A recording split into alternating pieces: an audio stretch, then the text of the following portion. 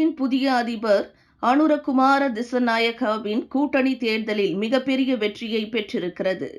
தேசிய மக்கள் சக்தி கூட்டணி 159 இடங்களோடு நாடாளுமன்றத்தில் 2 பங்கு பெரும்பான்மையை பிடித்திருக்கிறது. 1948 பிரிட்டனிடமிருந்து சுதந்திரம் பெற்ற பின் முதல் முறையாக தமிழர்கள் வசிக்கும் யாழ்ப்பாண தீபகற்பத்திலும் கூட்டணி மகத்தான ஆதரவை பெற்றிருக்கிறது.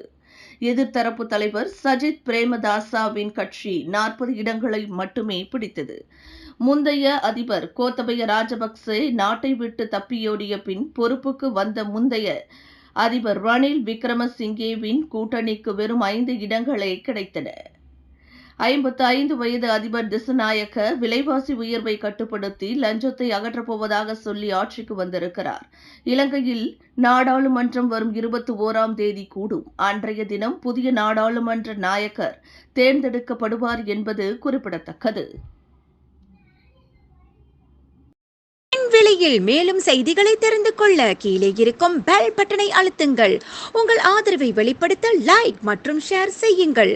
தொடர்ந்து விண்வெளியுடன் உங்கள் பயணத்தை தொடர்ந்திருக்க சப்ஸ்கிரைப் செய்யுங்கள்.